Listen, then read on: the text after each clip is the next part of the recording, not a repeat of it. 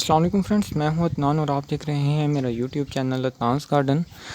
आज इस वीडियो में मैं आपको स्पाइडर प्लांट के रनर को जो है वो एक नए अंदाज से ग्रो करने का तरीका सिखाऊंगा।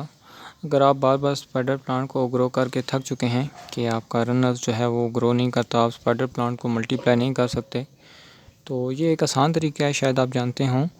ये है कि इसको सॉइल लेयरिंग भी कहते हैं। सॉइल लेयरिंग से मुराद है कि रनर हम इसे मदर प्लांट से काटेंगे नहीं, डायरेक्ट इसको सॉइल में लगा देंगे, जिससे ये है कि हमारा नया प्लांट तैयार हो जाएगा।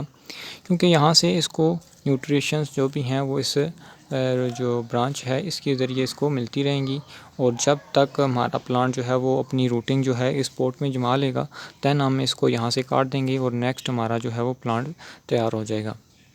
आगे बढ़ने से पहले अगर आप अभी तक हमारे चैनल पर नए हैं तो चैनल सब्सक्राइब करें ताकि गार्डनिंग से रिलेटेड इन्फॉर्मेशन आप तक पहुंचती रहें।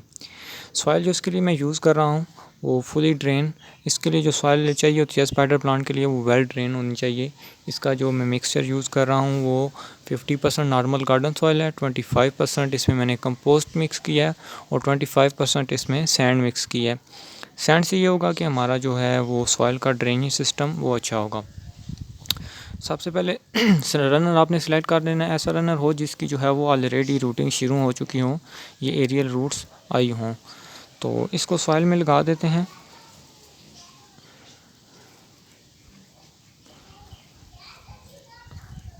सॉइल में लगाने के बाद एक काम आपने और करना है कि एक अदद वायर लेके यहाँ पर इसको लगा देना है इसके रनर से पहले, ताकि जो है वो हवा की वजह से जो हमारा रनर लगा हुआ है वो बार बार हिले ना और इसकी रूटिंग डिस्टर्ब ना हो। उम्मीद है आपको जो है वो मेरी वीडियो पसंद आई होगी। अगर वीडियो पसंद आए तो वीडियो को लाइक और चैनल को सब्सक्राइब करना मत भूलिएगा। चलते हैं, अल्लाह हाफिज़।